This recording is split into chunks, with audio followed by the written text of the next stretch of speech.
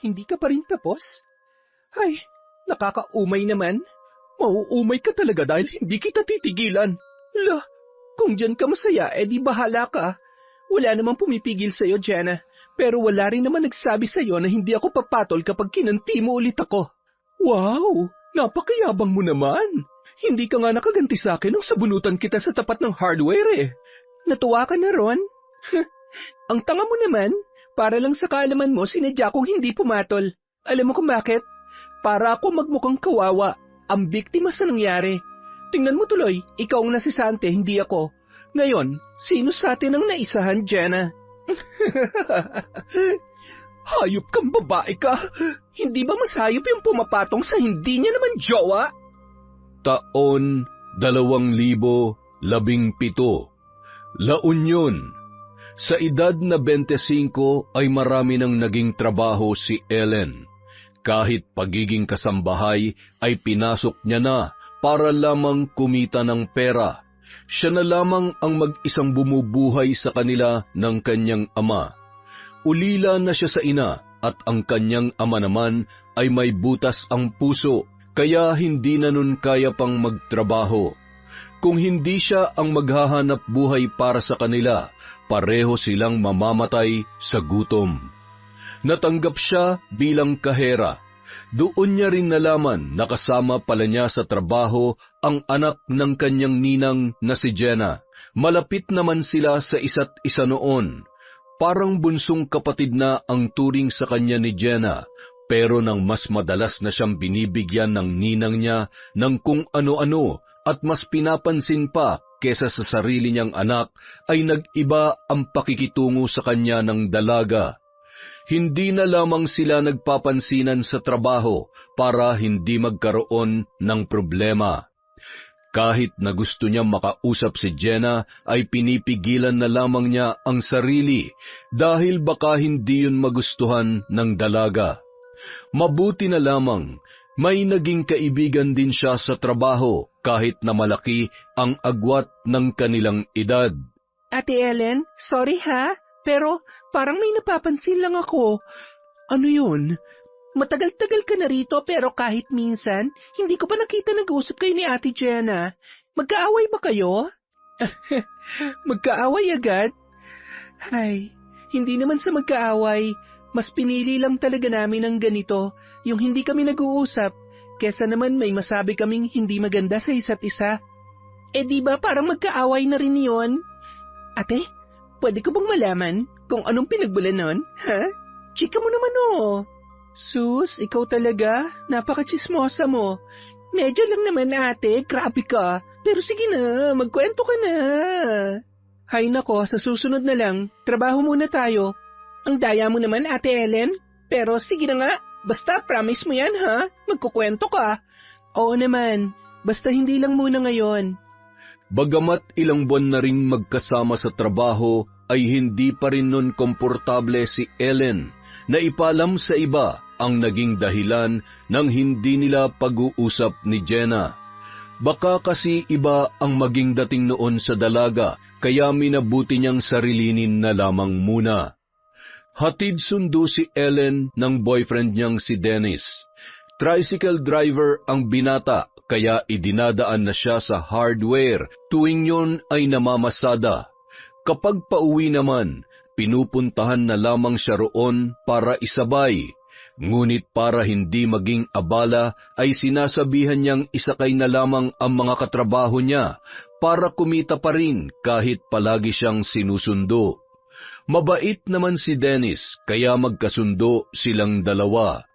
Isang bagay lamang ang madalas nilang pinagtatalunan noon at yon ay kung mag-aanak na ba sila o hindi.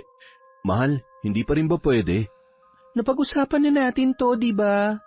Hindi ko pa kaya ngayon. Hindi pwedeng mawala ng nagtatrabaho sa amin dahil wala nang ibang aasahan si tatay. Paano kung ako na lang ang tumulong sa tatay mo? May pamilya ka ring sinusuportahan. Ano na lang ang sasabihin ng mga magulang mo kung pati kami ng tatay ko ay makikihati pa sa budget na binibigay mo para sa kanila? Pera ko naman yun. Ako ang magdedesisyon kung kanino ko yun ibibigay. Oo, sa'yo nga. Pero kailangan ka nila. Kailangan din ako ng tatay ko, kaya kung pwede, pagtuunan muna natin ng pansin ang pag-iipon para kapag nagkaroon na tayo ng anak, hindi tayo mabigla sa mga gastusin. Ang sabihin mo, ayaw mo lang talaga magkaroon ng anak sa akin dahil isa lang akong tricycle driver. Hindi totoo yan, ha? Ako nga tindera lang eh. Wala akong karapatan na maliitin ang pinagkakakitaan mo. Kahit ano pang maging trabaho natin, pantay lang tayo. Pareho pa rin natin kailangan mag-ipon. Pwede naman nating gawin yun kahit buntis ka na. Hindi mo ako naiintindihan eh. Alagain ang tatay ko. Wala na mag-aasikaso sa kanya kung pati ang sarili ko, kailangan ko na ring alagaan para sa batang dinadala ko. Darating din naman tayo ron eh. Konting tiis na lang sana. Yan na nga ang problema, Ellen eh. Ang tagal ko na nagtitiis, ang tagal ko na naghihintay. Mula nung naging tayo ni, isang beses wala pa nangyari sa atin. Hindi ko alam kung nandidiri ka ba sa akin o talagang ayaw mo lang magpabuntis. Baka nga ako lang talaga nagmamahal sa ating dalawa eh. Yan bang pagmamahal para sa'yo? Wala akong sinasabing ganun, Ellen. Ang sa akin lang, lalaki ako.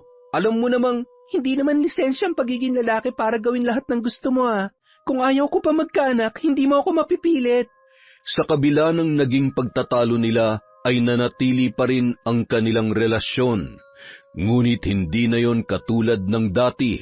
Ramdam ni Ellen ang panlalamig sa kanya ni Dennis ng mga sumunod na araw. Hindi na siya hinahatid at sinusundo ng binata. Nagkikita na lamang sila tuwing pinupuntahan niya yon sa bahay.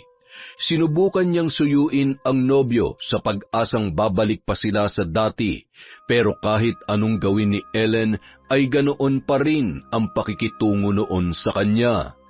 Hanggang sa may makarating na kwento kay Ellen nang minsan niyang nakasalubong sa palengke ang pinsan ni Dennis na si Roy. Madalas silang nagkakausap noon, pero na maghanap na ng trabaho ang lalaki ay bihira na niyang makita tuwing pinupuntahan niya ang kanyang nobyo. Uy Ellen, kumusta? Okay naman, ikaw. Ang tagal kitang hindi nakita. May trabaho na kasi ako sa kabilang bayan, tsaka ang bait nung amo ko. Talaga? Ano bang trabaho mo ngayon? Driver ako, pero pinag-day off niya muna ako. Ikaw, saan ka niyan? Mamamalengke lang ako tapos pupunta kina Dennis. Kina Dennis? Di ba break na kayo? Sinong may sabi? Siya mismo. Tinanong ko siya noong isang araw, may kasama kasi siyang babae. Parang halos kaedad mo nga lang eh. Sabi niya, syota niya raw. Ano raw ang pangalan? Nakalimutan ko na eh, pero maganda yung babae tsaka matangkad at maputi. Parang nakita ko na nga siya na kasama mo noon eh. Ganun ba? Sige salamat. Mauna na ako. Walang patid ang mga luha ni Ellen nang makauwi siya sa kanilang bahay. Imbis na pumunta kina Dennis ay hindi na siya tumuloy dahil sa kanyang nalaman. Gusto niyang tawagan ang nobyo para kumprontahin pero wala pa siyang lakas ng loob para gawin yon. Pakiramdam niya ay hindi niya kakayaning marinig mismo sa binata kung ano ang katotohanan. Nagpanggap na lamang siya na walang alam, pero lihim niyang pinakikiramdaman ang mga kilos ng kanyang nobyo. Hindi pa naman yon kumpirmado, kaya gusto niyang siya na mismo ang makahuli sa panlolokong ginagawa sa kanya ni Dennis. Pero dahil sa patuloy na panlalamig ng binata, ay hindi na niya napigilan ang sarili na kumprontahin yon tungkol sa naisyong babae.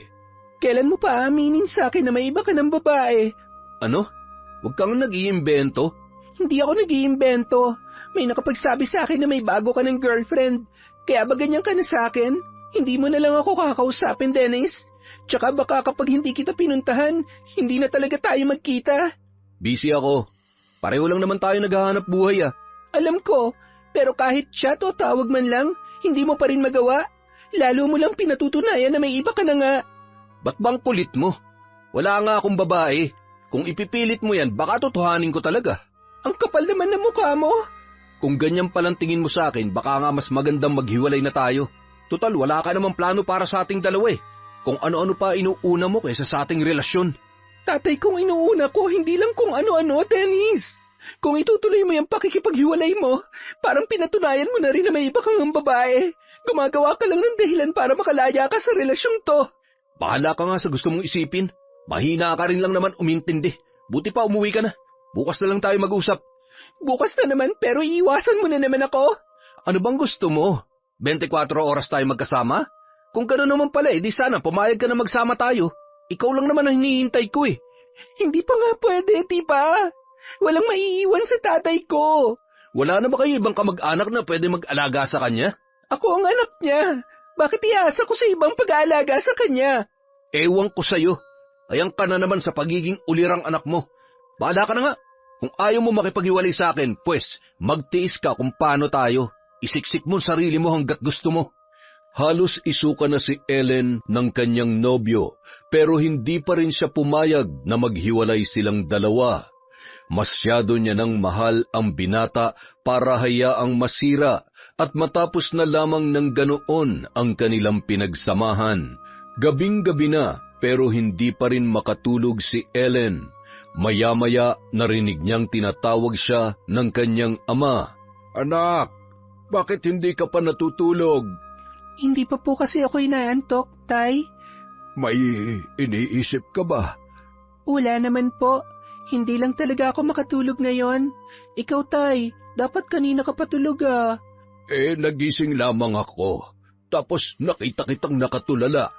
Hindi ko maiwasang mag-alala para sa iyo, anak. Wala ka naman dapat alalahanin, Tay. Ayos lang po ako. Kumusta na kayo ng nobyo mo? Hindi na siya bumibisita rito gaya nung ginagawa niya dati. Meron ba kayong problema? Ay, medyo nagkatampuhan lang po. Pero maayos din naman yon, Tay. Pero hindi yun na nakikita ko.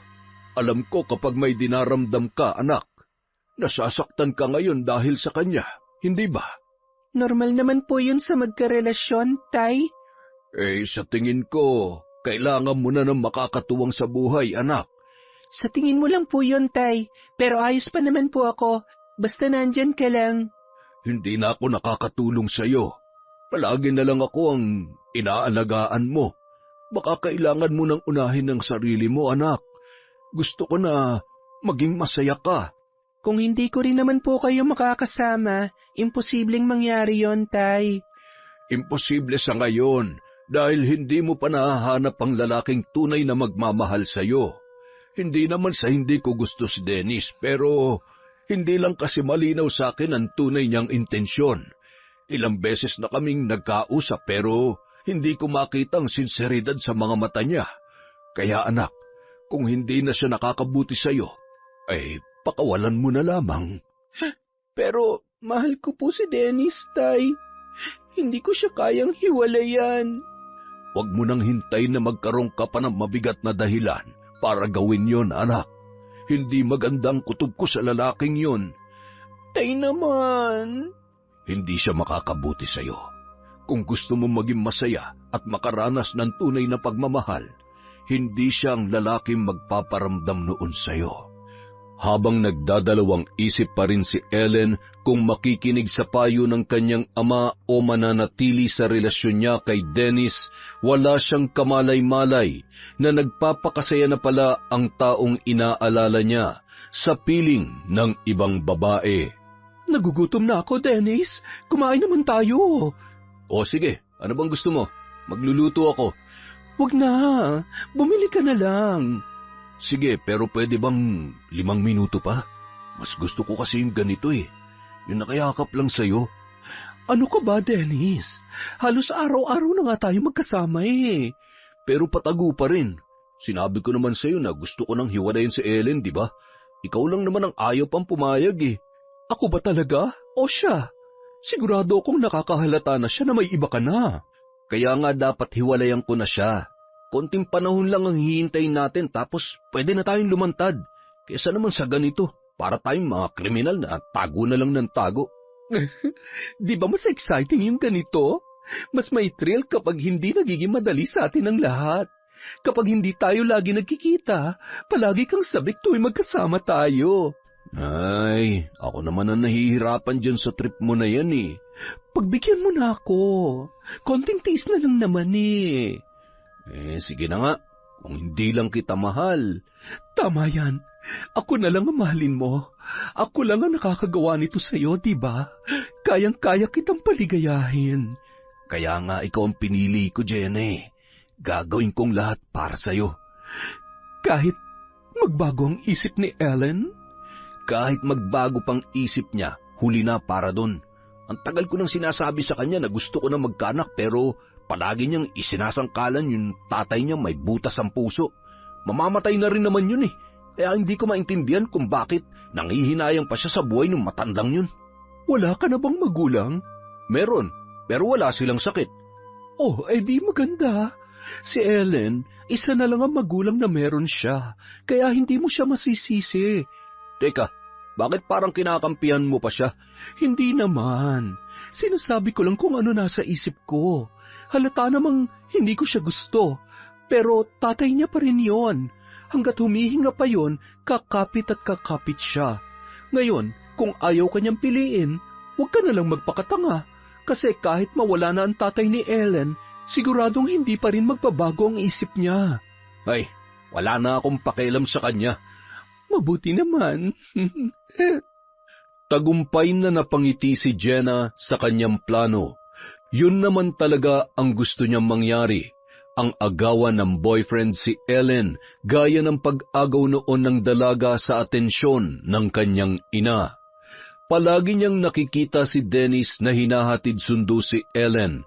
Kahit hindi naman talaga niya nagustuhan ang binata sa pisikal, ay nakaramdam siya ng inggit at gusto ring maranasan ang ganun trato ng isang lalaki.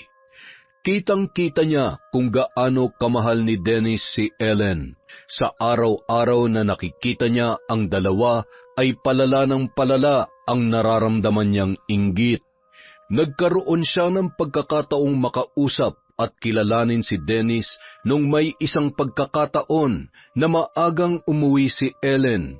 Dahil yun sa tatay nitong may sakit, pero mukhang hindi noon sinabihan ang nobyo kaya dumating pa rin sa hardware para manundo. Para hindi masayang ang pagpunta roon ng lalaki ay nagpahatid na lang siya sa kanilang bahay. Pero habang nasa biyahe, sinamantala niya ang pagkakataon para makipagkwentuhan kay Dennis. Hanggang sa kinuha niya ang pangalan ng lalaki sa social media at doon na sila nagsimulang mag-usap. Halos araw-araw na silang magkausap ni Dennis, umaga hanggang gabi. Habang tumatagal, unti-unti na ring nagugustuhan ni Jenna si Dennis. Ang binata naman ay umamin na tungkol sa totoong nararamdaman para sa kanya. Pero dahil ayaw niyang madaliin ang lahat, hinayaan muna niyang mabaliw sa kanya si Dennis habang hindi pa nakikipaghiwalay kay Ellen. Ellen? Jenna?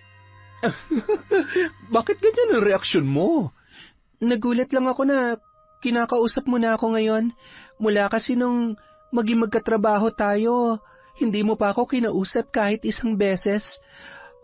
Sorry, medyo naninibago pa kasi ako noon. Pero huwag ka mag-alala. Wala na sa akin yung hindi natin pagkakaunawaan noon. Kalimutan na natin yon. Talaga? Ibig bang sabihin, madalas na tayo magkakausap? Ganoon na nga. Kumusta ka naman?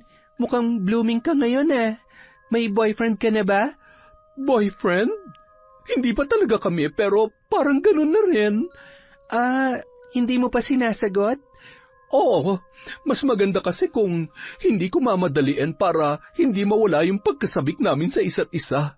Kayo ng boyfriend mo, kumusta? Pwede bang wag na lang natin siyang pag-usapan?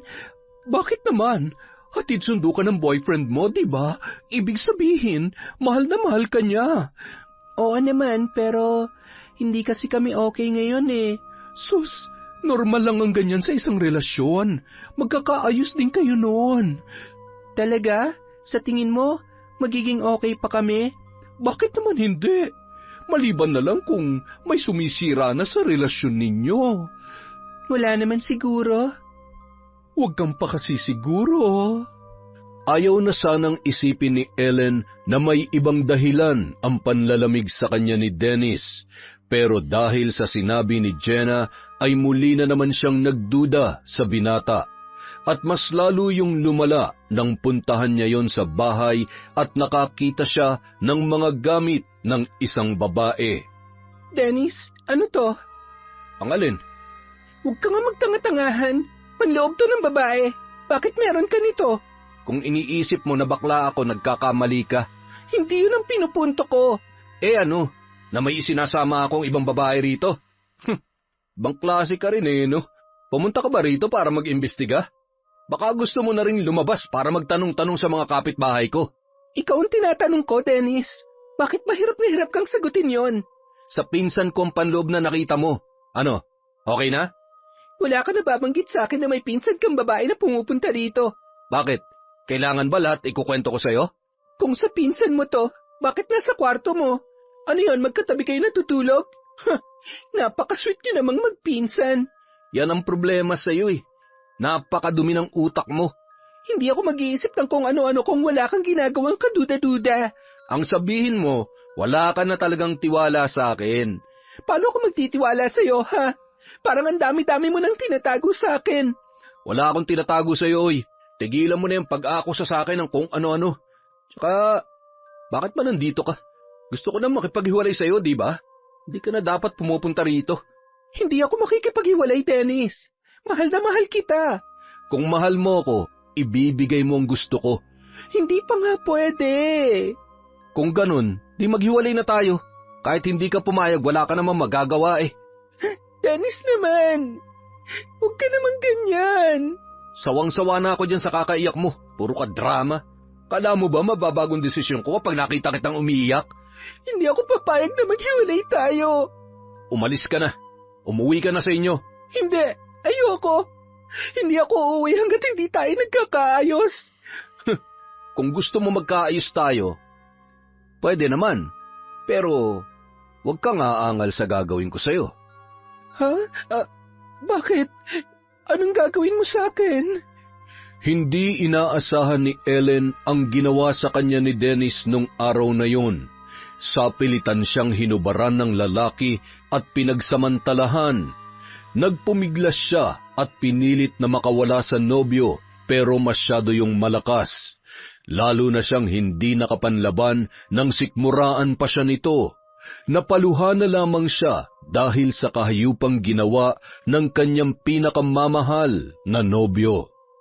Matapos ang halos 1 oras na pananamantala ni Dennis ay pinakawalan na siya nito. Hindi siya kaagad nakagalaw at nanatiling umiiyak habang nakahiga pa rin sa magulong kama ng nobyo. Huwag ka na nga mag-inarte dyan. Tumayo ka na't magbihis. Ihatid na kita sa inyo. Hayop ka, Dennis. Hindi kahayupan yun, lalo na kung nagustuhan mo rin naman. Kaya sige na, huwag ka nang umarte dyan na parang ginahasa pa kita.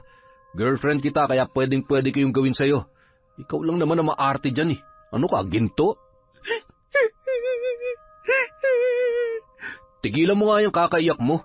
Kunwari ka pang hindi nag-enjoy sa ginawa ko. Bis ka na.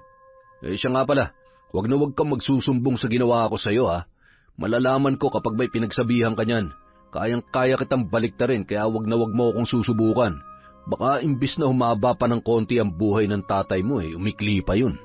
Naikuyom na lamang ni Ellen ang kanyang mga kamao dahil sa matinding galit nang bantaan siya ni Dennis na papatayin nito ang kanyang tatay kapag may pinagsabihan siya tungkol sa nangyari. Ipinagpilitan sa kanya ni Dennis na hindi naman panggagahasa ang ginawa ng binata dahil pumayag siya doon. Mula ng pagsamantalahan si Ellen ay nakaramdam na siya ng takot tuwing nilalapitan at hinahawakan siya ng ibang lalaki. Kahit na wala namang masamang intensyon sa kanya, hindi na rin siya muli pang nakipag-usap kay Dennis o nakipagkita man lang. Hanggang sa maisipan na niya makipaghiwalay sa binata. Sa pagkakataong yun, wala na siyang pagdadalawang isip pa na gawin yun. Buo na ang kanyang loob. Doon niya lamang napagtanto na tama nga ang kanyang ama sa mga sinabi nito nang minsan silang makapag-usap. Hindi nga makakabuti sa kanya si Dennis. Matapos niyang asikasuhin ang ama ay nagpaalam muna siya para sandaling umalis ng bahay. Samantala, ipinagdiwang naman nina Dennis at Jenna ang first monthsary nila sa bahay ng binata. Bumili ng alak at mga pagkain mula sa fast food si Dennis. Naghanda pa yon ng pangregalo sa dalaga. Nang malasing ay muling may nangyari sa kanilang dalawa. At yun ang eksenang naabutan ni Ellen nang puntahan niya ang nobyo para makipaghiwalay. Mga hayop kayo! Anong ginagawa niyan dito? Ellen? Ang bababoy niyo! Kaya pala iba lang pakikitungo mo sa akin. Dahil pala din sa babaeng yan. Umalis ka na, Ellen. Hindi ka na dapat pumupunta rito. Oo nga. Tsaka, sino ka ba sa akala mo at basta-basta ka na lang pumapasok dito? Hindi ba dapat ikaw ang tinatanong ko niyan? Girlfriend ako ni Dennis. Ikaw, sabit? Ang galing mo naman, Jenna. Napakagaling mo magpanggap. Todo comfort ka pa sa akin tapos ikaw naman palang dahilan kung bakit nakikipaghiwalay na sa akin si Dennis. Nakakadiri kayong dalawa. Di ngayon alam mo na ang pakiramdam ng inagawan. Anong inagawan? Oo nga pala, babe. Hindi mo pala alam. Kinakapatid ko si Ellen. Sobrang close nga nila ng nanay ko eh.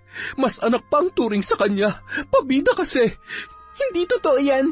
Hindi ko naman inagaw sa'yo nanay mo Ikaw lang ang nag-iisip noon. Pwede ba wag na nga kayo mag-away dito? Wala naman akong kinalaman sa problema niyong yan eh. Anong wala? Pinipilit mo ako magkaanak tayo tapos hahanap ka rin pala ng ibang babae na makapagbibigay ng pangangailangan mo? Napakahayop mo, Dennis! Kung hindi ka sana nag-inarte, hindi sana ito mangyayari kaya wag mo ako sisihin. Nandito ako para makipaghiwalay na sana sa'yo. Pero hindi ko naman nakalaing. Ngayon ko pa mabibisto ang kahayupan yung dalawa. At talagang hindi man lang kayo nakaramdam ni katiting ng hiya. Kahit naabutan ko kayong walang saplot at magkapatong pa sa kadiring kama na yan. Makapandiri ka naman? Akala mo ang linis-linis mo? Kala mo ba hindi ko alam na nagpaggamit ka na rin kay Dennis? Anong sinabi mo? Hindi mo alam ang totoong nangyari. Aray, bitawan mo ang buhok ko. Hindi kita bibitawan hanggang sa makalbukang malandi ka. Pareho lang tayong malandi, kaya huwag kang magmalinis. Akala mo ba, binigay ko ng kusa ang sarili ko sa gagong yan? Ginahasa niya ako. Hoy, huwag ka nga mag-imbento. Ikaw pa ang una naghubad sa ating dalawa dyan eh. Sinungaling ka. Ikaw ang sinungaling sa inyong dalawa. Sa tingin mo, sino maniniwala na ginahasa ka? Halos magmakaawa ka nga kay Dennis para lang hindi ka hiwalayan eh. Pues noon yun, nung hindi pa ako natatauhan sa kung anong klaseng lalaking pinanghihinayangan ko. Ngayong alam ko nang hindi ko naman pala siya dapat iyakan, sayong-sayo na siya. Tutal mo ka mahilig ka naman sa mga tira-tira. Buisit kang babae ka. Hindi na nakaiwas si Ellen nang hablutin naman ni Jenna ang kanyang buhok. Sa galit ng dalaga ay itinulak siya. Napalakas yun kaya tumama ang ulo niya sa kanto ng mesa. Tila namanhid ang buong katawan ni Ellen ng mga sandaling yun at maya-maya pa ay unti-unti nang nandilim ang kanyang paningin. Parehong nataranta sina Dennis at Jenna nang makita ang pulang likido sa likod ng ulo ni Ellen matapos yung bumagsak sa sahig ng walang ulirat. Anong gagawin natin? Buhay pa ba siya? Buhay pa. Meron pa siyang pulso. Dadalhin pa natin siya sa ospital? Hindi. Kapag ginawa natin yun, tatanungin tayo kung ano nangyari sa kanya at hindi ko alam ang isasagot ko. Sa itsura natin ngayon, imposibleng paniwalaan tayo sa mga sasabihin natin. Anong gagawin natin dyan? Alam nga naman tuluyan na lang natin yan. Maldita lang ako pero hindi ako mamamatay tao, Dennis. Kung hahayaan natin si Ellen, isusuplong niya tayo sa mga pulis. Pareho tayo makukulong. Hindi ako pwede makulong. Siguradong lalo nang magagalit sa akin ang nanay ko. Ayoko rin makulong. Walang tutulong sa akin para makalaya. Kung ganon, anong plano mo kay Ellen? tulungan mo ako. Ibalot natin ang katawan niya sa kumot.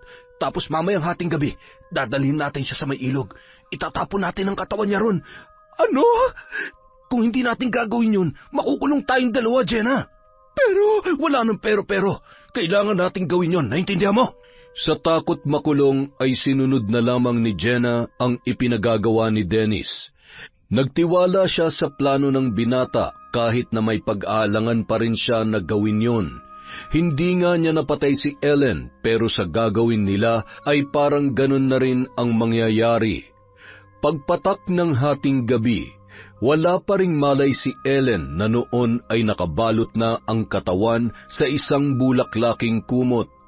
Ilang sandali pa, pinagtulungan na ni Jenna at Dennis na buhatin ang katawan ng dalaga at maingat yung isinakay sa tricycle na ginagamit ng binata sa pamamasada. Patingin-tingin sa paligid si Jenna habang binabaybay ng tricycle ang madilim na kalsada patungo sa ilog, na lampas tao ang lalim. Jenna, ano pang tinatayo-tayo mo dyan? Halika na! Tulungan mo na ako magbuhat dito. Teka lang naman. Sigurado ka bang itatapon na lang natin ang katawan ni Ellen dyan sa ilog? Ngayong ka pa ba makukonsensya? Nandito na tayo, Jenna.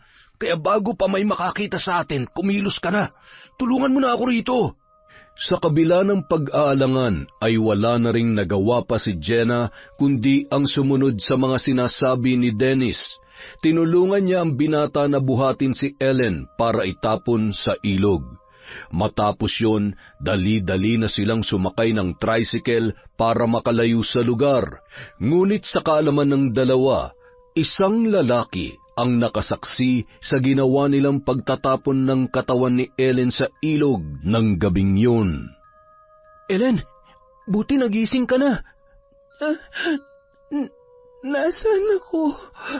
At dinala ka namin dito sa ospital. Namin? Sinong kasama mong nagdala sa akin dito? Yung amo ko. Bakit? Alam ba ng pinsan mo na nandito ako? Hindi. Tsaka, bakit ko naman sasabihin? Di ba hiwalay na kayo? Oo, hiwalay na kami. Ayos ka na ba? Paano ako napunta dito sa ospital? Dinala ka nga namin ng boss ko. Sinong boss? Si Sir Jolo. Ihatid niya kasi sana ako sa bahay. Nag-leave ako ng 2 araw pero nung malapit na kami sa tulay, may nakita kaming 2 tao ron. Medyo madilim kaya hindi ko nakilala kung sino eh. Pero kung hindi ako nagkakamali, isang babae at isang lalaki yun. Sila naghulog sa akin sa ilog. Yan nga sanang itatanong ko sa'yo kaya hinihintay kita magkamali eh. Sino ba mga yun at gustong-gusto ka yatang patayin? Hindi mo ba nakita ang mga mukha nila? Hindi eh. Basta nakita ko lang na may itinapon sila sa ilog. Sabi ko kay sir, parang tao yun ah. Hindi ko naman nakalain na ikaw pala yung itinapon nila dun. Napaaway ako. Tumama ang ulo ko sa mesa kaya ako nawalan ng malay. Siguro natakot sila na magsusumbong ako sa pulis kaya itinapon na lang nila ako sa ilog kahit alam nila na buhay pa ako. Sana dinala ka na lang nila sa ospital. Sino ba mga yun? Ang pinsan mo at si Jenna.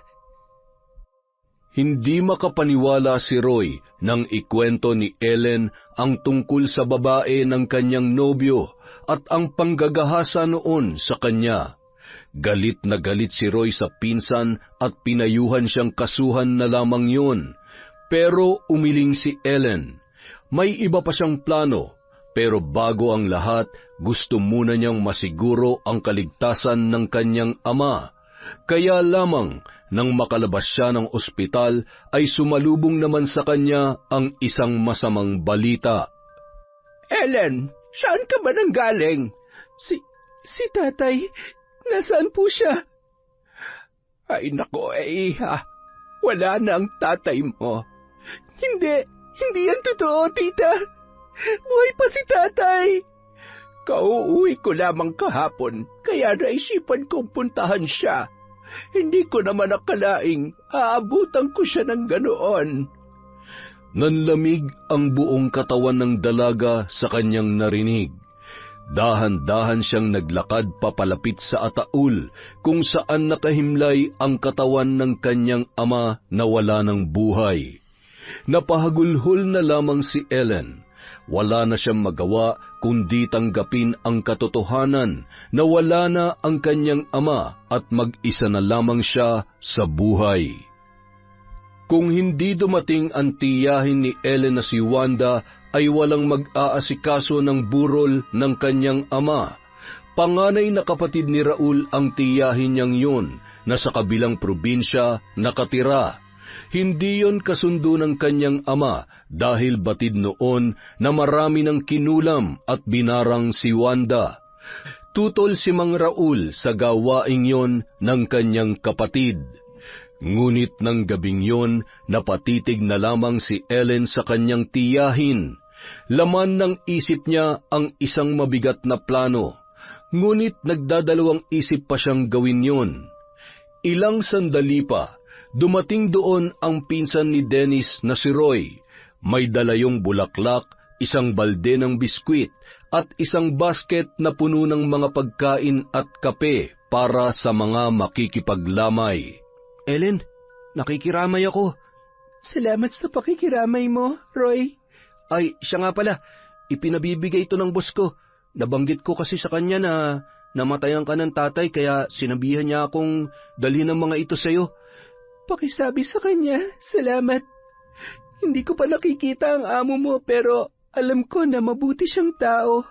Ako mismo magpapatunay kung gaano siya kabuti. Teka, kumusta ka nga pala? Hindi na ba sumasakit ang ulo mo? Ayos na ako. Kung kailangan mo na makakatulong dito, pwede ako ha. Ang totoo nga niyan, nandito talaga ako ngayon para tumulong sa pag-aasikaso sa mga nakikipaglamay. Kahit taga-timpla lang at taga-abot ng kape. Salamat, Roy. Sobrang laki na nang naitulong mo sa akin. Nailigtas mo ang buhay ko tapos ngayon, ikaw pa ang tumutulong sa akin dito. Samantalang yung hayop mong pinsan, nagpapakasayalang kasama ang Jenang yon.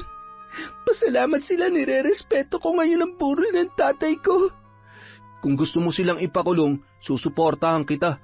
Maling-mali ang ginawa nila sa'yo, kaya hindi ko yung kukonsintihin. Gustong-gusto ko silang maparusahan. Dahil sa kanila, muntik na akong mamatay.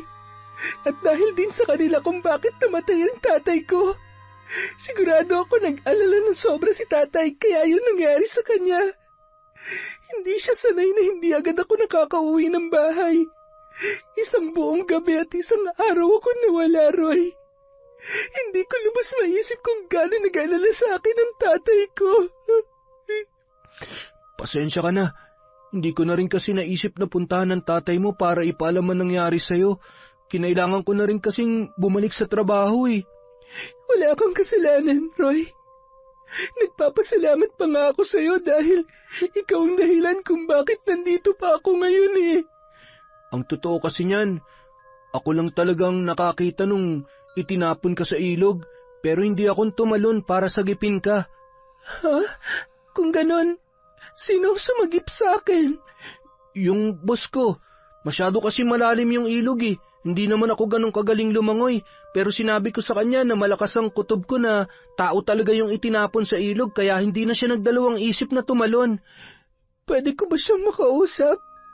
Gusto ko magpasalamat ng personal sa kanya, Roy. Oo naman, pero saka na lang kapag inilibing na ang tatay mo. Busy pa kasi siya ngayon eh, palaging umaalis yun. Sige, pero salamat pa rin sa'yo. Huwag mo nang isipin yun. Dahil sa nangyari, nabuo ang hindi inaasahang pagkakaibigan nina Ellen at Roy. Naging karamay niya ang binata habang nagluluksa siya sa pagkawala ng kanyang ama. 3 gabi lang ibinurol si Mang Raul at sa mismong araw ng libing, dumating ang hindi inaasahang bisita ni Ellen. Ang lakas naman ng loob niyong pumunta rito. Nandito kami para makiramay, Ellen. Hindi para makipag-away sa'yo. Pwes, hindi ko kailangan ng pakikiramay ng mga kriminal na kagaya niyo. Huwag kang gumawa ng eksena. Pasalamat ka nga. Naisipan pa namin pumunta rito para makipaglibing sa tatay mo. Hindi ko yan utang na loob sa inyo. Kung hindi ako nakaligtas sa pagtapon niyo sa akin sa ilog, wala na sana ako rito. Anong akala niyo? Basta-basta ko nalang palalampasin ang ginawa niyo ni Dennis? Huwag ka na magsampa ng kaso, Ellen. Magsasayang ka lang ng oras. Ilang araw na'y lumipas, oh. Sa tingin mo, may maniniwala pa sa'yo na tinapon ang katawan mo sa ilog? Mayabang kayo ngayon dahil akala nyo walang nakakita sa nangyari. Pero nagkakamali kayo. Dahil yung 2 taong sumagip sa akin ang makakapagpatunay na kayo ang naghagis ng katawan ko sa ilog habang wala akong malay. Kitang-kita ni Ellen kung paano namutla ang dalawa sa kanyang harapan. Batid niyang kampante sina Jenna at Dennis dahil sigurado ang mga yun na walang nakasaksi sa nangyari. Pinilit siya ni Dennis na sabihin kung sino ang nagligtas sa kanya, pero nagmatigas ang dalaga. Gumawa siya ng eksena para maitaboy ang 2 bisita. Matapos ang libing, kinausap naman si Ellen ng kanyang tiyahin nang mapansin ang pananahimik nito. Ilang araw lang sana ako rito, Ellen. Pero sa nakikita ko, mukhang kailangan mo nang makakasama. Pwede naman akong manatili pa rito kahit 1 buwan. Ayos lang po ako rito, tita. Kung kailangan niyo na pong umuwi, huwag na po kayong mag-alala. Napansin ko kasi ang pananahimik mo mula nang iburo lang iyong ama. Hindi mo pa rin sinasabi sa akin kung ano nangyari nung bumalik ka rito. Nag-away ba kayo ng tatay mo kaya ka umalis? Naku, hindi po. Kahit minsan po, hindi pa kami nag-away ni tatay. May mabigat pong dahilan kaya nawala ako bigla. Tita, muntik na po akong mamatay. Ano? Teka, bakit? Ano nangyari? Umalis po ako ng gabing yon para sana makipaghiwalay sa boyfriend ko, si Dennis. Pero pagdating ko sa bahay niya, naabutan ko siya at yung kinakapatid ko na magkapatong at may ginagawang kababuyan. Nagkaroon po kami ng pagtatalo. Sinaktan ka ba ng boyfriend mo? Hindi niya po ako sinaktan ng pisikal ng gabing yon.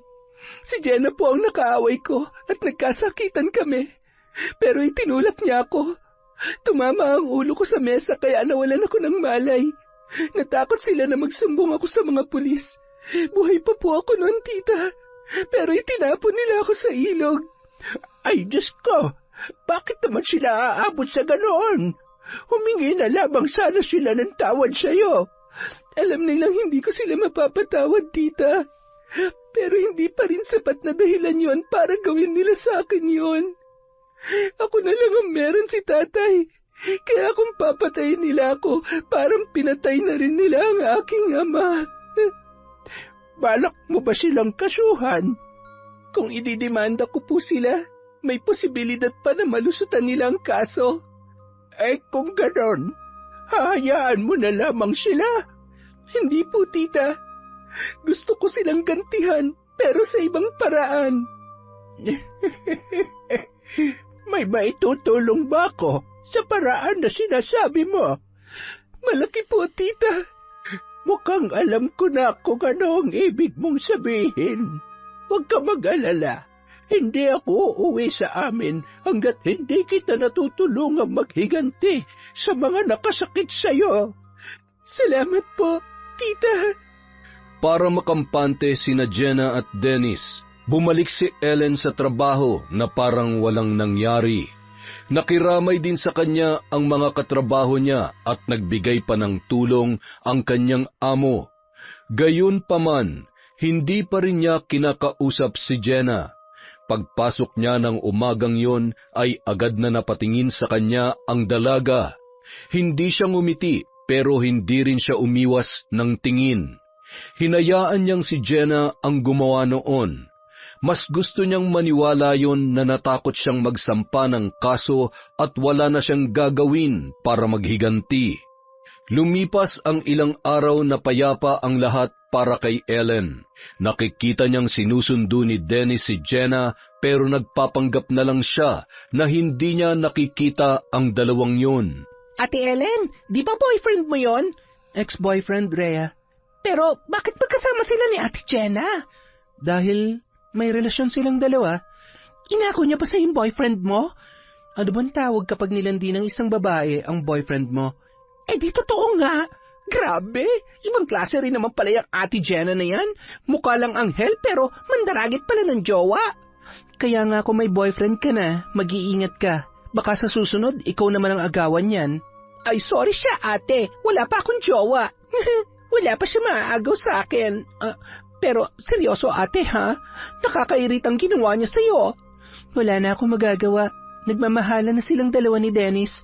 Nahuli ko pa nga kung paano sila magmahalan eh. Talaga? Anong ginagawa nila? Ano bang ginagawa kapag naabutan mo magkapatong ang isang babae at isang lalaki at parehong walang saplot sa katawan? Ibig sabihin, nahuli mo sila sa aktong nagaano? Ganun na nga, Rhea. Ang lakas makagago, hindi ba? Pero tingnan mo, ang kapal pa ng mukha nila magpakita sa akin na magkasama. Wala man lang kahit katiting na pagsisisi. At wala man lang ni katiting na kahiyan yan si Ate Jenna. Huwag ka mag-alala ate, karma na lang ang bahalang gumante para sa'yo. Napangisi na lamang noon si Ellen matapos ikwento ang pagtataksil sa kanya ni Dennis at Jenna.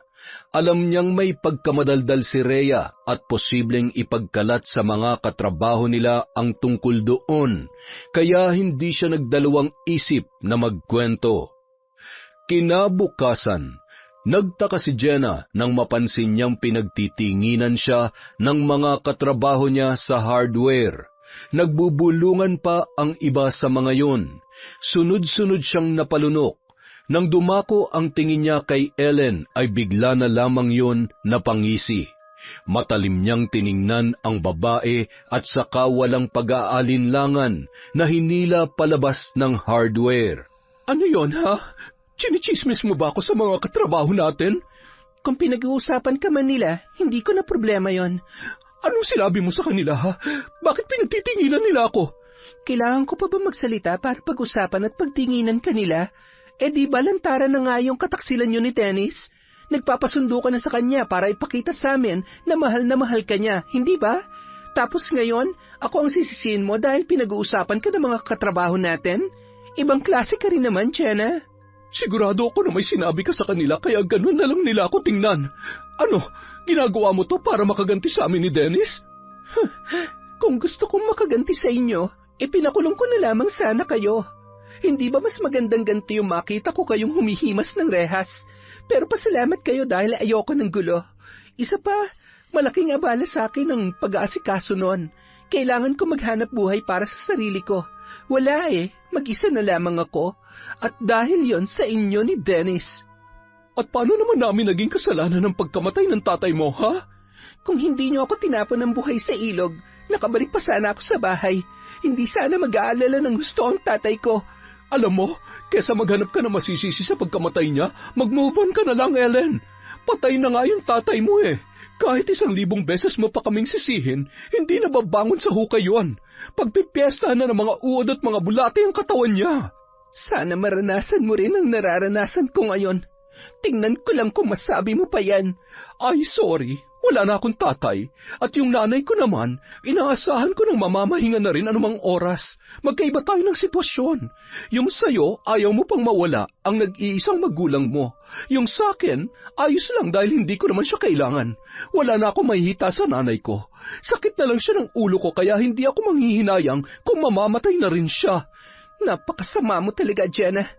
Sana maranasan mo mag-isa para maramdaman mo kung gaano kahirap na mawala ng magulang. Hindi na kailangan. Matagal ko nang naramdaman na mag-isa lang ako, pero hindi na ngayon. At dahil yun kay Dennis. Kaya naman pala, kontento ka na sa tira-tira ng iba. Nanginig sa galit si Jenna dahil sa mga binitiwang salita ni Ellen. Nang babalik na siya sa loob, ay bigla na lamang hinablot ng babae ang buhok niya at malakas na isinalya sa sementadong harapan ng hardware. Gustuhin man niyang gumanti, ay pinigilan niya ang kanyang sarili. Sinadya niyang umiyak nang isa-isa nang lumalabas ang mga katrabaho nila para siya ay damayan. Gigil namang nakatingin sa kanya ang dalaga at ilang beses pa siyang sinubukang tadyakan, pero inawat na yon ng iba pang staff ng hardware. Dahil sa nangyaring insidente na nagdulot ng eskandalo ay natanggal sa trabaho si Jenna. Gaya ng inaasahan ni Ellen, siya ang sinisi ng babae sa nangyari. Inabangan siya ng dalaga sa daan nang pauwi na siya sa bahay para kumprontahin. Hindi ka pa rin tapos? Hay, nakakaumay naman. Mauumay ka talaga dahil hindi kita titigilan. Hala, kung dyan ka masaya, di bahala ka. Wala naman pumipigil sa'yo Pero wala rin naman nagsabi sa'yo na hindi ako papatol kapag kinanti mo ako ulit. Wow, napakayabang mo naman. Hindi ka nga nakaganti sa akin nung sabunutan kita sa tapat ng hardware Natuwa ka na ron? Ang tanga mo naman. Para lang sa kaalaman mo, sinadya kong hindi pumatol. Alam mo kung bakit? Para ako ang magmukhang kawawa, ang biktima sa nangyari. Tingnan mo tuloy, ikaw na si Sante, hindi ako. Ngayon, sino sa atin ang lumamang, Jenna?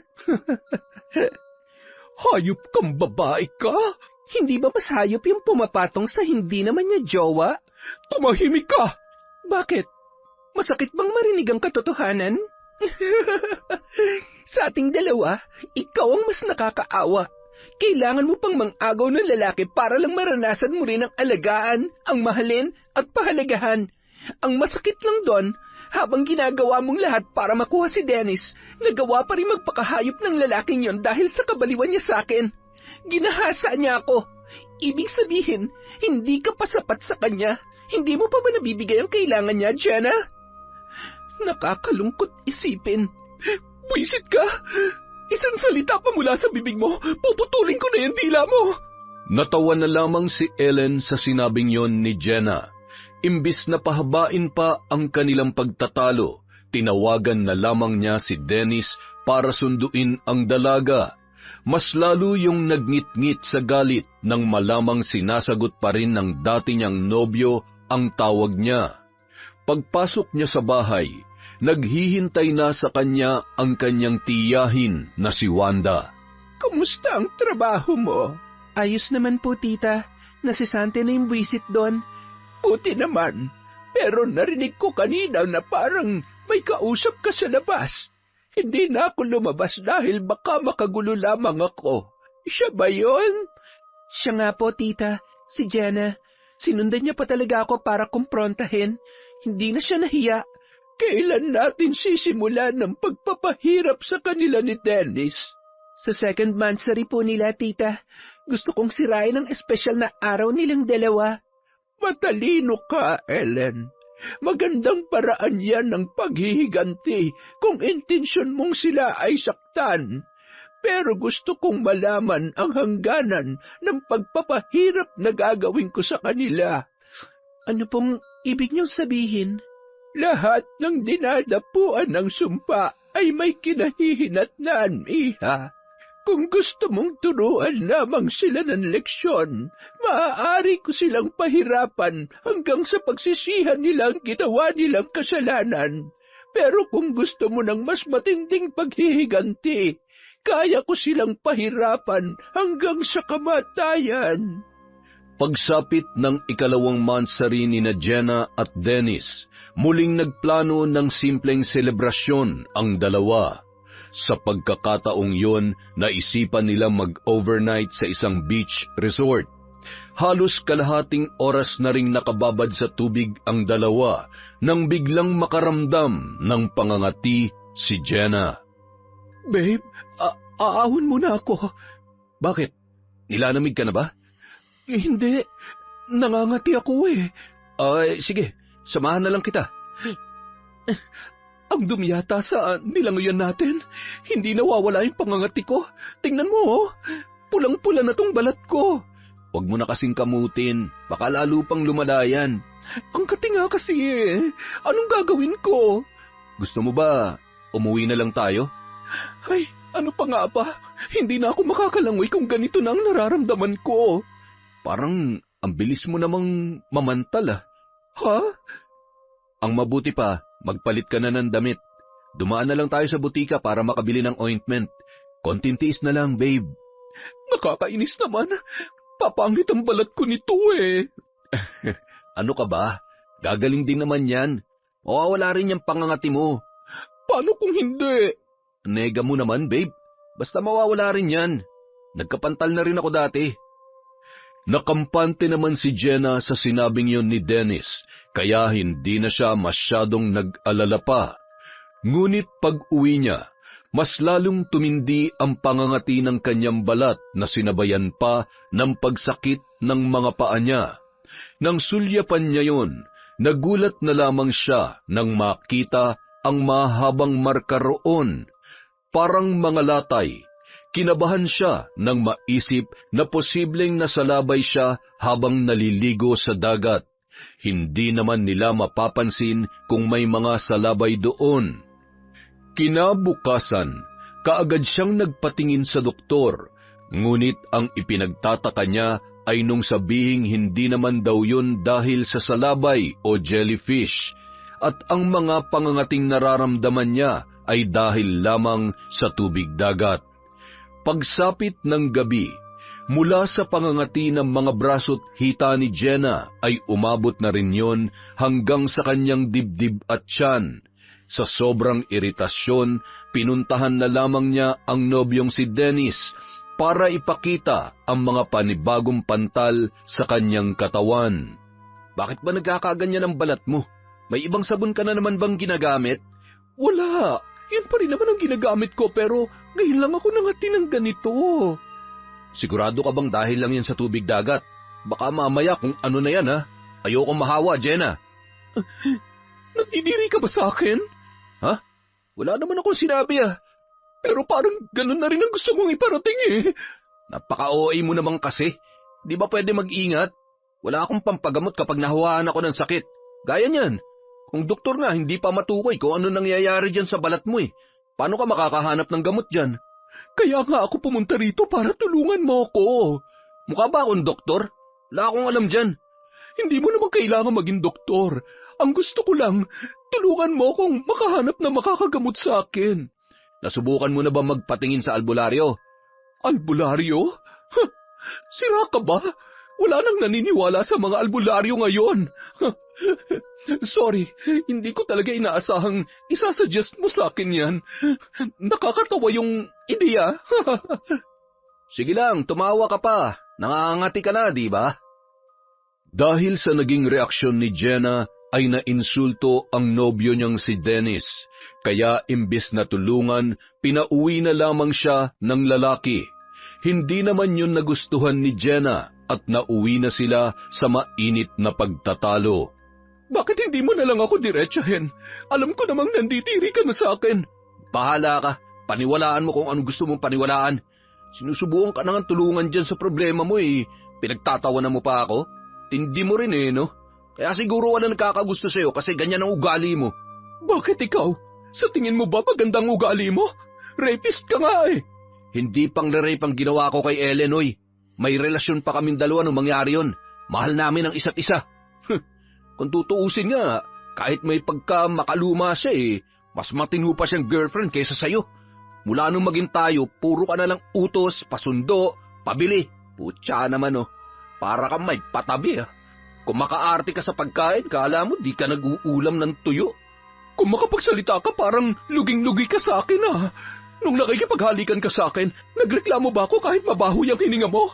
Kung sinabi ko yun sa'yo noon pa, baka lumubog ka na lang sa kahihiyan.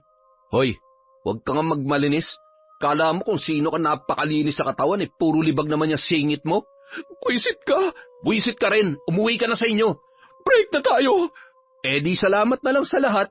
Kala mo manghinayang ako sa'yo? Tanga. Marami pang ibang babae dyan na matino at hindi maarteng kagaya mo, oy. Dahil sa pagtatalong yun, nauwi sa hiyawan sina Dennis at Jenna.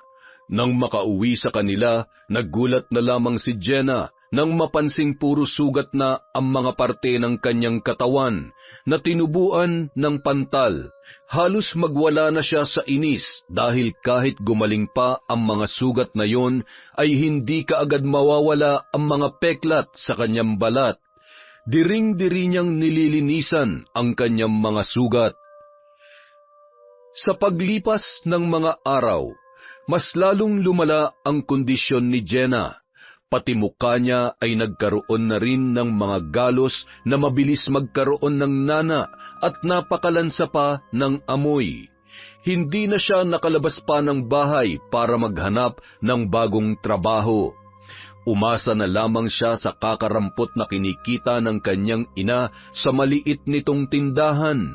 Magaan naman noon ang kanilang pamumuhay. Pero mula nang maoperahan sa puso ang kanyang ina at kinailangan ng maintenance, nagipit na sila. Ang dating malaking tindahan ay naging maliit na lamang. Sapat na lamang ang kinikita noon para maibili sila ng pang-araw-araw na ulam. Pero dahil wala na rin siyang trabaho at may sakit pa na hindi niya matukoy kung ano, ay halos gumuhuna ang kanyang mundo. Walang kamag-anak na tumutulong sa kanila dahil nung sila ay may pera, palagi silang tumatangging magbigay ng tulong sa mga yon. Napaluha na lamang si Jenna habang binubugaw ang mga langaw, nagigil na nagkukumpulan sa kanyang mga sugat. Samantala, nagulat naman si Ellen nang matanaw si Dennis na nag-aabang sa labas ng hardware nung hapon na yon. Nagtataka siya dahil hindi na ron nagtatrabaho si Jenna. Nang makita siya ng lalaki, ay nakangiti yung kumaway sa kanya. Napakunot ang noo niya sa ipinakikita ng binata. Ako bang kinakawayan mo? Oo, ikaw nga. Bakit? Sinusundo kita. Sino naman may sabi sa'yo na sunduin mo ako? Wala. Gusto ko lang sanang makausap ka.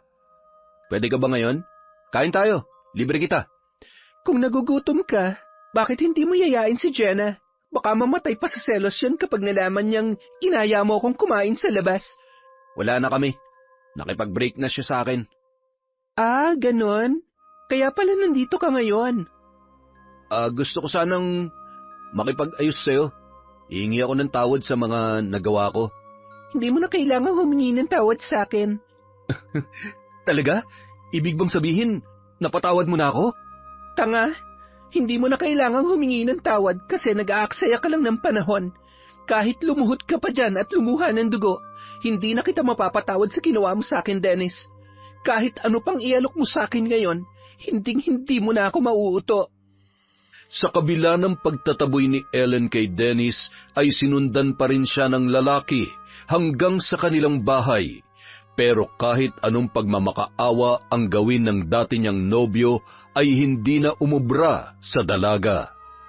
Nang gabing yun, pagkagaling ni Dennis sa bahay ni na Ellen, ay bigla na lamang sumakit ang kanyang tiyan.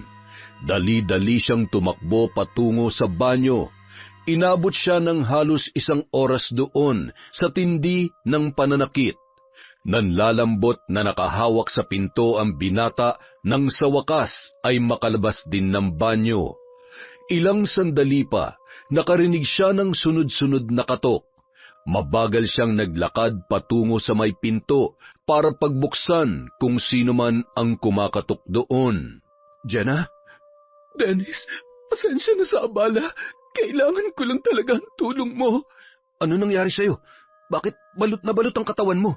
Naka-face mask ka pa. Pwede bang papasukin mo muna ako? O sige, basta magpakabait ka ha. Masakit ang tiyan ko ngayon kaya hindi ko kaya magpasensya. Hindi naman kita aawahin eh. Bakit ka nandito? Yung sinasabi mong albularyo nung nakaraan, saan ko siya pwedeng makita? Akala ko ba hindi ka naniniwala sa sa albularyo? Gusto ko lang naman subukan. Ano bang masama ron? Ang masama ron, yung pinagtawanan mo ko. Tapos ngayon, maniniwala ka rin naman pala. Nakakainis ka naman eh. Hindi pa pwedeng mag-move on ka na lang? Sinabi na lamang ni Dennis ang address ng kilala niyang albularyo. Hindi na niya sinamahan si Jenna dahil sa sama ng kanyang pakiramdam. Pagkaalis ng nobya, sunod-sunod naman ang naging pagduwal niya. Tumakbo siya patungong lababo pero hindi na siya umabot doon dahil tila hinahalukay na ang kanyang sikmura. Napaluhod na lamang ang binata, dala ng matindim panghihina. Kinabukasan, akala ni Dennis ay bubuti na ang kanyang pakiramdam, pero nagulat siya nang magising na tila sinisilaban ang katawan niya sa sobrang init. Agad siyang napabalikwas, tagaktak ang pawis ng mga sandaling yun. Tatayo na sana siya mula sa higaan nang mawalan siya ng balanse. Mabuti na lamang at maaga siyang nakakapit sa dingding ng kanyang kwarto. Akmang huhubarin niya na ang kanyang pang-itaas nang bigla siyang natigilan. Bumaba ang tingin niya sa kanyang tiyan. Ganun na lamang ang panlalaki ng kanyang mga mata nang makita ang malaking umbok doon, na 8 buwan na siyang buntis. Naglalabasan na ang mga ugat doon dahil sa nabatak na balat ng lumobo niyang tiyan. Maya-maya pa nakarinig na naman siya ng sunod-sunod na katok. Nataranta ang binata.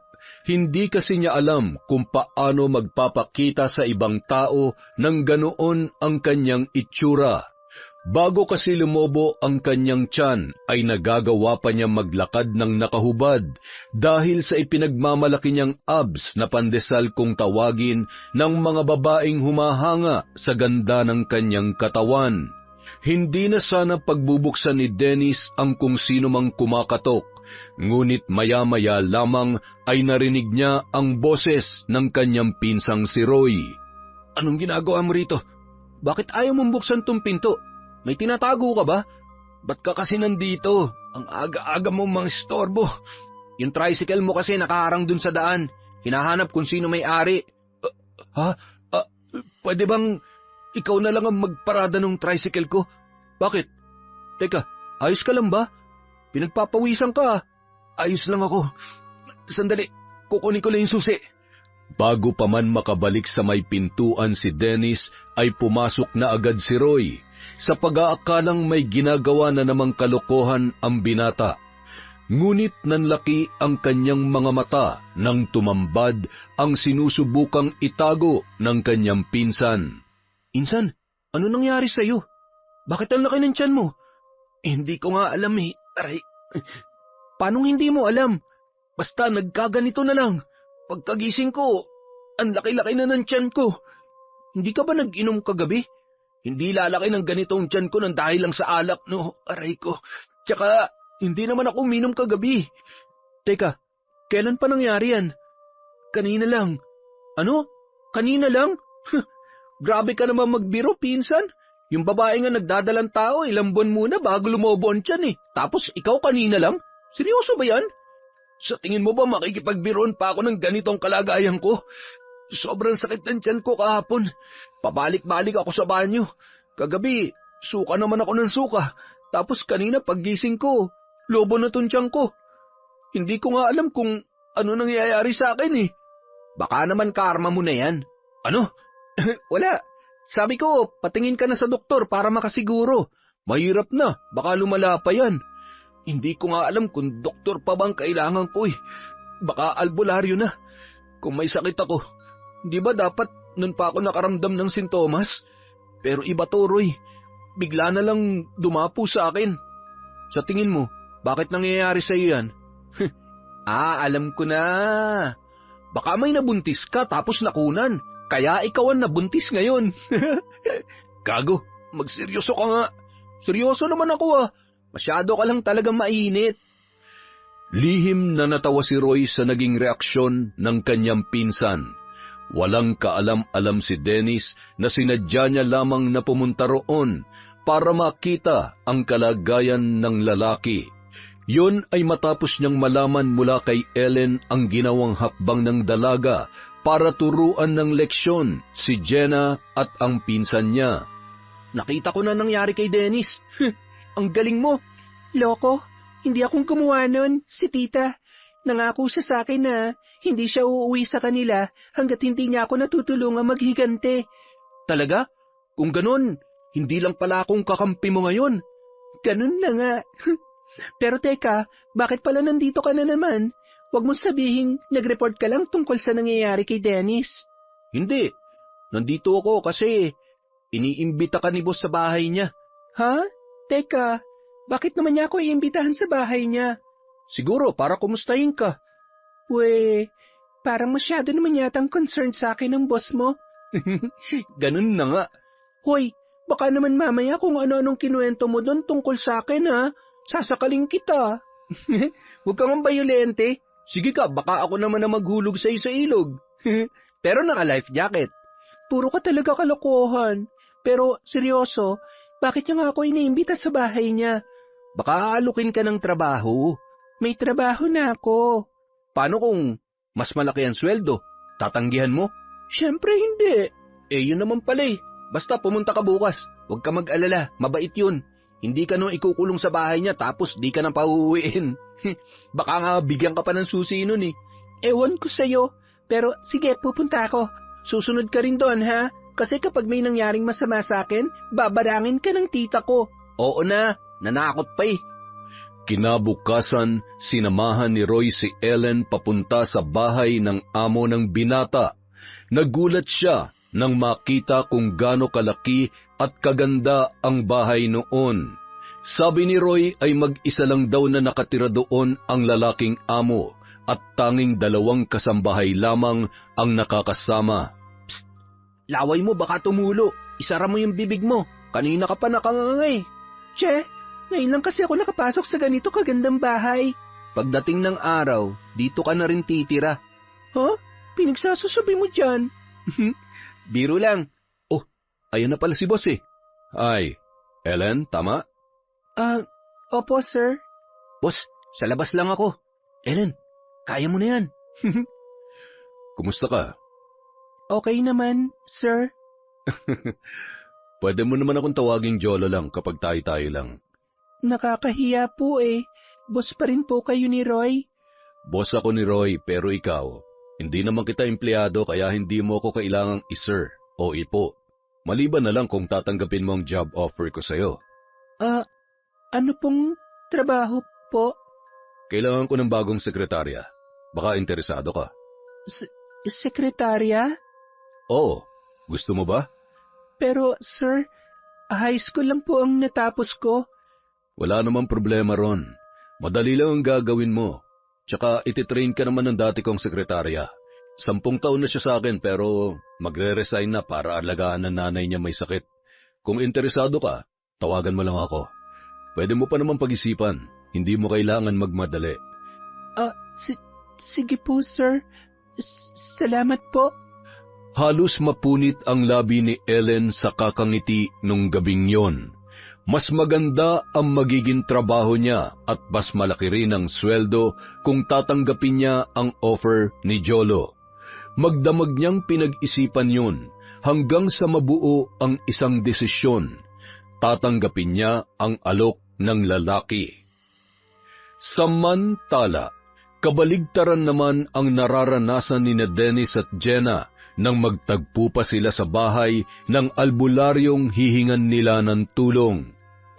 Hindi ka pa rin nakakauwi. Paano ako makakauwi? Hindi na nga ako makalakad dahil sa sitwasyon ko. Teka, bakit nandito ka? Nagtatanong ka pa. Nakikita mo naman siguro kung gaano kalaki ang tiyan ko, di ba? Bakit ba kasi nangyayari sa atin to? Malakas ang kutob ko na binabarang tayo. Ano? Binabarang tayo? Pero sino naman ang gagawa nun? Natahimik ang dalawa na magsalita na ang albularyong si Mang Simon matapos ang isinasagawang ritual ng matanda na kumpirma ng dalawa na may bumabarang nga sa kanila. Sinubukan ng albularyo na ibalik ang sumpa sa sino mang gumagawa noon, pero masyadong malakas ang kapangyarihan ng mambabarang na sumumpa kina Dennis at Jenna.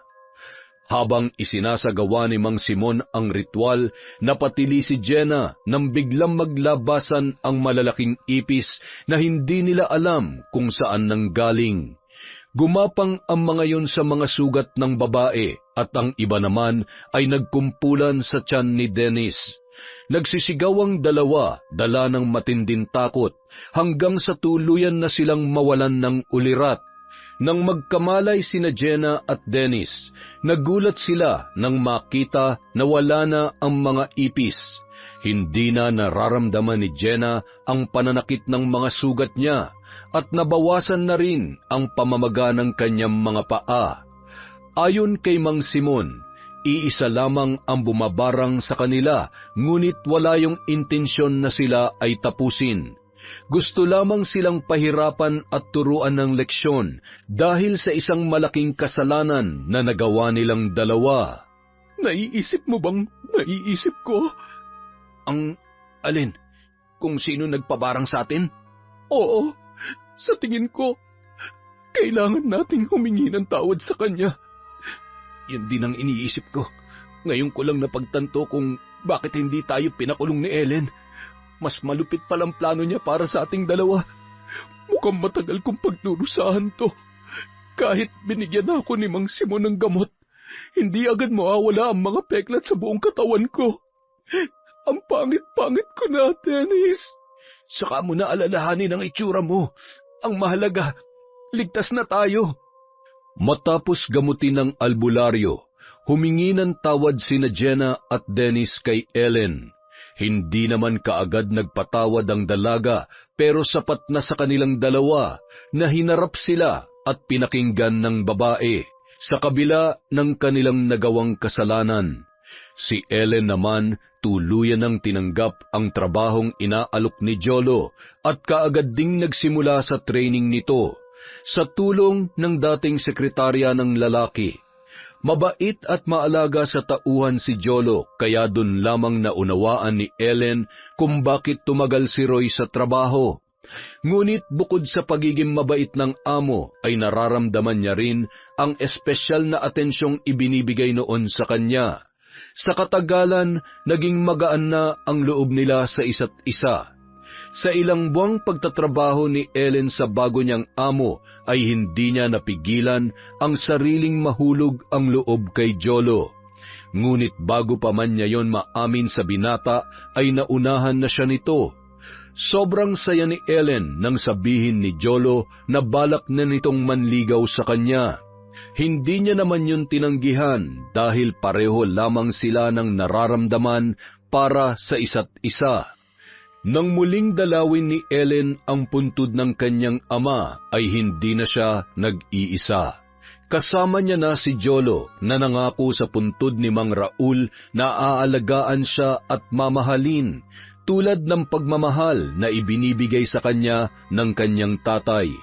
Nakangiting niyakap ng dalaga ang bago niyang kasintahan. Doon lamang siya nakaramdam ng kapayapaan at tunay na kaligayahan. Yon! Isa na naman pong malupit na kwento mula sa Kwentong Enteng.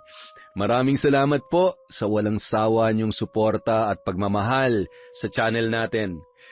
Lumalaki na po ng lumalaki. Maraming salamat po talaga sa inyo. Kayo po ang dahilan kung bakit nag-grow ang Kwentong Enteng. Dahil dyan, meron po ulit tayong shout out. Simulan po natin kay Sally Roldan. Hi po kay Zenaida Deza. Hi kay D. Jonah Angelica. Hi kay Maymay Hernandez. Shout out po sa 045 Republic Sportswear from Angeles City, Pampanga. Kina Karen, Edna at Donna. Hi po kay Inday Mayang Channel. Shout out po sa Trico Das Animation. Hi kay May Pinon. Hello po kay Marian de la Fuente, kay Marites Tess. Hi kay Jessica Sobremonte, kay Reka Jukoy. Hello po kay Mary Grace Gambalan or Gambalan. Hi kay Arnel Claridad. Hello rin po kay Pasiano Guerrero. Shout out po kina Kirby Joan Labandero, Kyrale Jaira Labandero at kay Keith. Happy birthday po kahapon from Gail Alfajardo. Hi din po kay Larcy Siriban, kay Jeneline Jacobe. Hi kay Ami Viray, kay Richel Adapon, sa RGW Garment, lalo na sa mga mananahi from Basta Mage ako. Hello po kay Jessica Pailagaw, kay Bent Ocampo, kay Maria Jeline Canto. Hello po kay Mami from Doha, Qatar, kay Rowena Daludado. Hi kay Lay, kay Dekdek, kay Echo, kay Janet, kay Jay, kay Mary, at kay Lionel from Mama Elizabeth Dungka. Hi po kay Mamiliana Nalugon, kay Robert Crimen. Hi kay Beth Mercado, kay Catherine Fantinalgo. Shout out kay Elizabeth Pamintuan, kay Josephine Dordas from Patrick Dordas. Hi kay Jeneline Mix Vlog, kay Jennifer Mauricio, kay Erica Ember. Hello po kay Belen Beverly, kay Josefina Fuelias. Hi kay Desiree De Los Santos, kina Ray, Bert, Ed, Toti, at Junel Fuentes. Maraming salamat po sa inyong lahat. Kay Janice Tamagos of Bacolod City, Negros Occidental. Hi kay Maria Lee Nakagawa. I love traveled.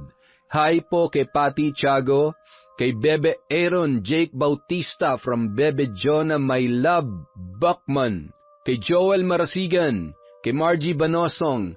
Hello po kay Marisol Nidea, kay Merly Amistad, kay Liza Dinawanaw, kay Noemi Garcia Pabunan.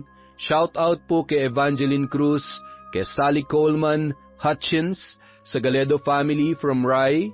Hello po kay Rowena Kaikong, kay Filipina Palsario, kay Sheila Mige, kay Sagamad family from Ruma Gamad.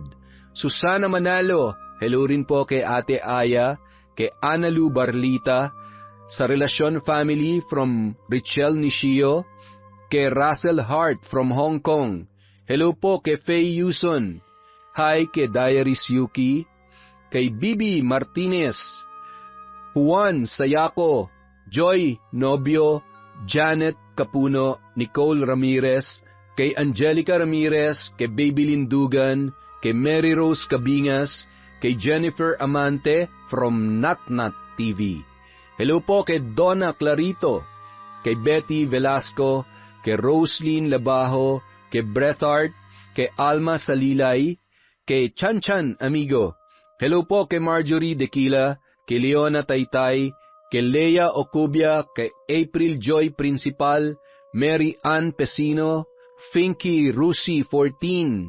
Hello po kay Jessel Colamar, kay Raquel Hasegawa, My Favorite Song Collection, kay Roxanne Gaudicos, kay Jobel Baldonasa, kay Florencia Nofuente. Hi kay Maria Therese Alimios, kay Lucky Wins, kay Lucila Lucero. Shout out kay Chris Alcantara, kay Rogelio Ignacio, Michelle Esperon, Jenny Lazarito, Emma Ruth Manyakap, kay Lady Sparrow Taurus, kay Renante Siena, kay Corazon Salvacion. Shout out po kay Ana Hapina, kay Jonah Siao, kay Nan. Hi kay Tita Jinky Perez, Erwin Mina from Kurt Mina. Hi po kay Michelle Diaz. Hi kay Abby Sugama of Tokyo from Daisy Dularte. At syempre kay Encarnacion Pascua. Maraming salamat po sa walang sawang pagsuporta sa Kwentong Enteng.